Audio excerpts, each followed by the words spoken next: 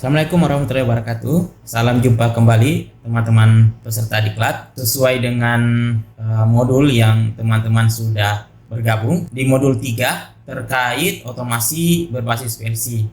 Nah, untuk materi hari ini di perjumpaan hari ini kita akan membahas pembahasan terkait komponen yang tergabung di dalam PLC apa saja. Terus yang kedua adalah prinsip kerja daripada PLC, yang ketiga adalah siklus operasi PLC, dan yang keempat adalah waktu siklus daripada PLC. Baik, langsung kita mulai saja di materi pertama untuk subtopik komponen dan prinsip kerja PLC. Pada umumnya, komponen Programmable Logic Control atau PLC terdiri dari dua bagian, yakni yang pertama adalah komponen perangkat keras dan komponen perangkat lunak atau umumnya dikenal hardware dan software. Untuk komponen perangkat keras dari PLC ini terdiri dari Central Processing Unit atau biasa dikenal dengan singkatan CPU, ada memori,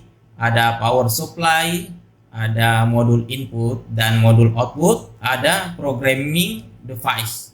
Bisa teman-teman lihat dari gambar skematiknya komponen-komponen yang terlibat di dalam fisik PLC itu apa saja. Sedangkan programming device adalah luar daripada fisik daripada PLC. CPU atau Central Processing Unit merupakan bagian terpenting suatu PLC. Bagian inilah yang bertugas melakukan berbagai macam manipulasi data masukan untuk menghasilkan data keluaran. Kecepatan proses PLC pun sangat bergantung pada bagian CPU ini. Sedangkan bagian input dan masukan yang modular bertujuan untuk menjembatani antara PLC dengan komponen yang berada di luar. Seperti misalnya data dari sensor kadang terlalu lemah untuk menggerakkan CPU, sehingga dengan modul input dari PLC maka sinyal dari sensor dapat menggerakkan PLC. Demikian pula dengan modul keluarannya. Agar supaya hasil proses di CPU dapat menggerakkan perangkat di luar PLC, diperlukanlah modul keluaran. Jadi bisa dikatakan bagian CPU adalah merupakan otak daripada PLC. Semua aktivitas proses sinyal masukan ke hasil sinyal keluaran dikerjakan sepenuhnya di bagian CPU ini. Salah satu elemen pembangun CPU yang terpenting adalah prosesor atau pemroses. Nah, elemen inilah yang melakukan perhitungan-perhitungan atau manipulasi data-data yang berasal dari luar PLC. Sedangkan elemen sistem memori dan power supply berfungsi hanya sebagai pelengkap. Memori misalnya berfungsi untuk menyimpan data-data yang akan diproses, program PLC maupun hasil pemrosesan dari elemen prosesor.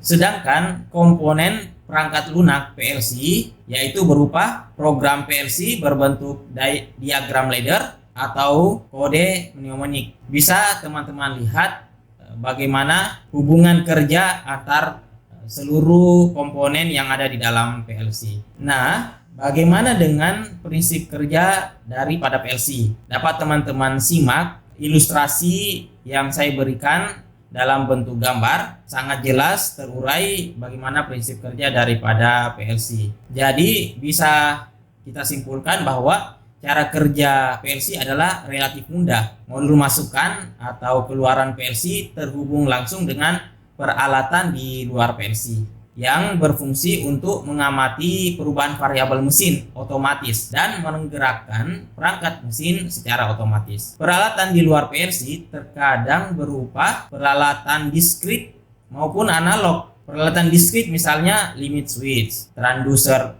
tekanan, ada tombol push button, ada motor starter, ada solenoid, dan lain-lain. Modul masukan keluaran inilah yang menghubungkan antara CPU dengan informasi masukan dan hasil proses CPU ke peralatan penggerak atau keluaran. Jika kita simpulkan, PLC ini melakukan 3 proses. Yang pertama, membaca atau menerima data dari sensor di mesin otomatis yang terbaca lewat sensor yang terpasang di peralatan mesin. Kedua, melakukan running program yang telah tertulis di memori PLC. Dan yang ketiga, menulis atau mengubah keadaan keluaran yang harus dikirim ke peralatan di luar PLC.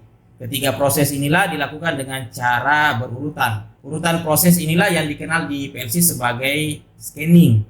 Nah, ilustrasinya, urutan kerjanya saya tunjukkan di dalam sebuah ilustrasi gambar. Hubungan PLC dengan perangkat di luarnya menggunakan sekumpulan terminal masukan ke semua kabel yang menghantarkan sinyal dari sensor, ya, misalnya dari tombol push button, limit switch, ada sensor analog, ada selector switch, dan lain-lain harus dipasang pada terminal masukan. Sedangkan perangkat yang akan dikendalikan atau aktuator, ya, semacam misalnya motor starter, katup solenoid, ya, pilot light, dan katup posisi harus terhubung pada terminal keluaran. Sedangkan terminal power supply dapat berupa tegangan AC maupun DC. Power supply ini bertugas untuk memberikan daya elektrik ke pemroses utama PLC. Ada juga bagian terpenting yang mendukung proses kerja daripada PLC, yakni perangkat di luar PLC yang tidak berhubungan dengan mesin otomatis adalah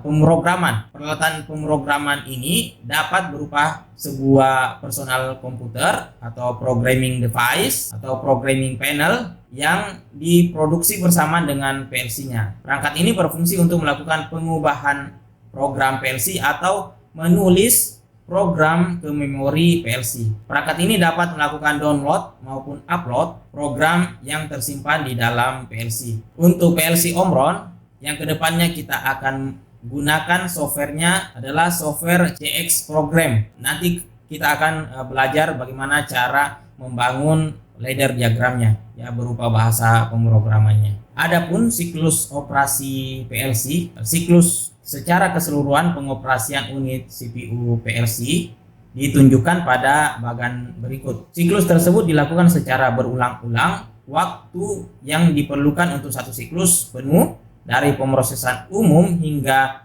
pelayanan peripheral disebut dengan waktu siklus atau cycle time.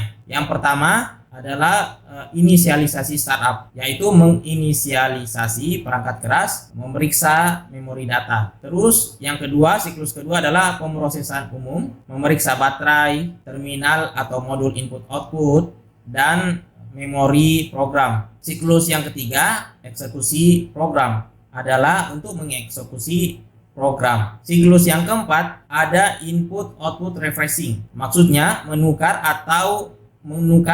dan mengecek data antara unit input atau output dan unit memori input atau output yang telah diolah oleh CPU. Siklus berikutnya ada layanan peripheral, maksudnya menjalankan permintaan dari perlengkapan yang disambungkan ke port peripheral dan serial serta layanan lainnya. Bagan secara sederhana dapat Anda simak di video ini. Adapun waktu siklus dari PLC tidak dapat mendeteksi sinyal masukan. Bila sinyal yang dikeluarkan oleh perangkat masukan itu lebih pendek dari waktu siklus PLC, misalnya untuk mendeteksi jumlah barang dengan kecepatan tinggi seperti 100 Hz, sinyal masukan yang waktunya lebih pendek dari waktu siklus PLC disebut dengan sinyal pulse. Nah, sinyal masukan yang berupa sinyal pulse hanya bisa dideteksi oleh bagian masukan PLC yang memiliki fungsi khusus, yaitu High Speed Counter atau HSC. Waktu siklus atau cycle time ditentukan oleh faktor-faktor seperti model CPU, isi user program, dan penggunaan special unit dan sebagainya. Misalnya 1,43 milisekund merupakan contoh waktu siklus untuk PLC Omron CJ2H. Seperti itu penjelasan untuk materi komponen dan prinsip kerja PLC. Kita akan masuk ke materi berikutnya.